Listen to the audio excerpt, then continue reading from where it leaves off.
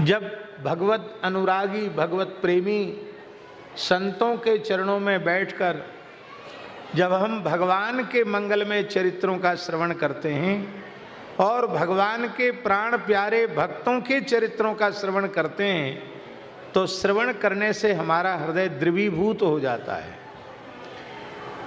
ये हृदय का द्रवीभूत होना ही द्रविड़ देश है। जब तक हृदय द्रवीभूत नहीं होगा, जब तक हृदय पिघलेगा नहीं, तब तक उसमें भक्ति कहां से प्रकट होगी। आप लोग मूर्ति बनाने वालों को जानते हैं, जो धातु की मूर्ति बनाते हैं, पीतल की मूर्ति बनाते हैं, सोने चांदी की मूर्ति बनाते हैं, उनके पास क्या होता है? मूर्ति का सांचा होता है। जिस धातु की मूर्ति बनाने चाहते हैं उसको पहले पिघला लेते हैं, गर्म कर लेते हैं, एकदम तरल हो जाती है वो धातु, पिघल जाती है, फिर उसको सांचे में भर देते हैं, सांचा खोल देते हैं, मूर्ति बाहर आ जाती है, थोड़ी घिसाई विसाई करके फिनिशिंग कर देते हैं, मूर्ति बन के तैयार। तो धातु तब तक मूर्ति नहीं बन सकती जब तक कि वो पिघल करके द्रवीभूत न हो जाए, तरल न हो जाए। ऐसे ही भक्ति है क्या? बहुत ध्यान से सुने। भक्ति है, मुरली जी, भक्ति है चित्त का भगवदाकार हो जाना। चित्त का भगवदाकार हो जाना ही भक्ति है। तो भाव रूपी सांचे में पिघला हुआ जो हृदय है, द्रवीभूत जो हृदय है, जब उसमें भर दिया जाता है तो भगवान के आकार से आकारित होकर के, भगवदाकार आकारित होकर के वही भक्ति का स्वरूप धारण कर लेता है।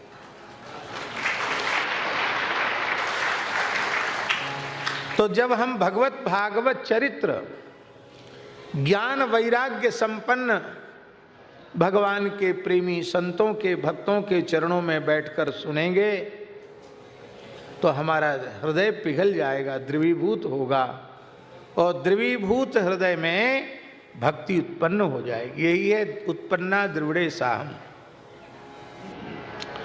अब भक्ति उत्पन्न तो हो गई, उसको बढ़ना चाहिए, वो वृद्धि को प्राप्त हो।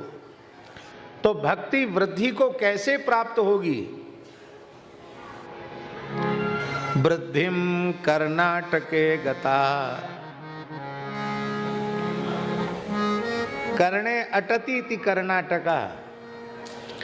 कान में जब भगवान की मंगलमयी मधुर लीलाओं का प्रवेश, भगवान के भक्तों के चरित्रों का प्रवेश जब कर्णरंध्र से होगा, आप ईमानदारी से, निष्ठा से सत्संग में बैठने लग जाएंगे तो आपकी भक्ति घटेगी नहीं, आपकी भक्ति निरंतर बढ़ेगी।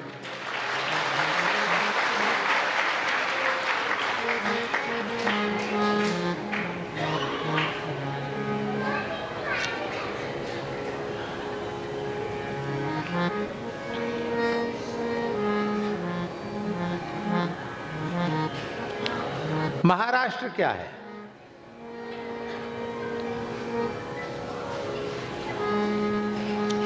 मन बुद्धि चित्त अहंकार, ये जो अंतःकरण चतुष्टय है, यही महान राष्ट्र है। इस महान राष्ट्र में जितने अंश में भगवान का नाम रूप लीला प्रविष्ट हो जाएगी, उतने अंश में भक्ति का विस्तार होगा, और जितने अंश में शरीर संसार की वासना घुसी रह जाएगी, प्रविष्ट रह जाएगी, उतने अंश में आप भगवान की भक्ति से विमुख हो जाएंगे। इसलिए क्वचिन क्वचिन महाराष्ट्र,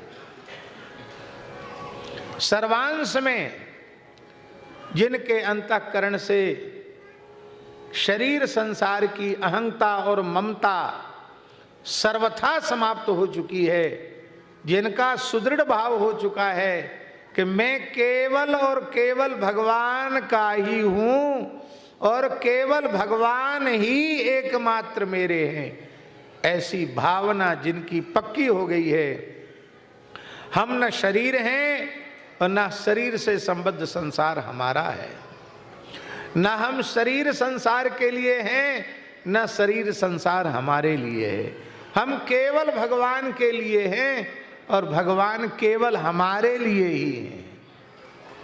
ऐसी भावना जिनकी 100% हो चुकी है, उनके भक्ति पूरे महाराष्ट्र में व्याप्त हो जाती है।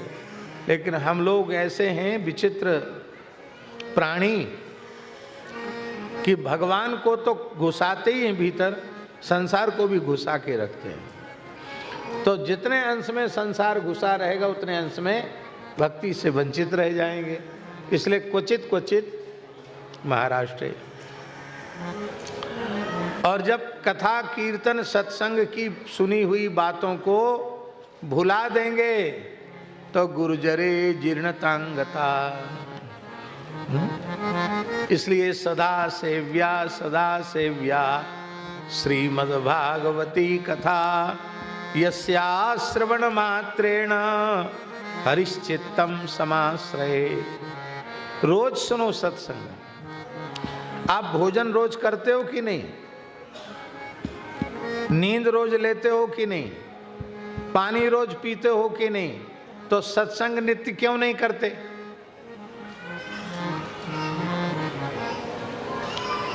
हमारे भारतवर्ष के एक बहुत विशिष्ट संत थे, बक्सर वाले मामा जी,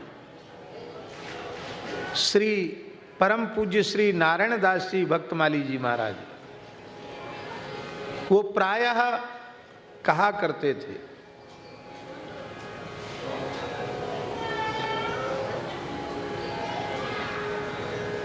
बिन पानी भोजन बिना जैसे बिन पानी भोजन बिना उदर मचावे क्रांति, ऐसे ही बिना भजन सत्संग से मिले न मन को शांति। बिना भजन सत्संग के मिले न मन को शांति। सत्संग भी नित्य करना है।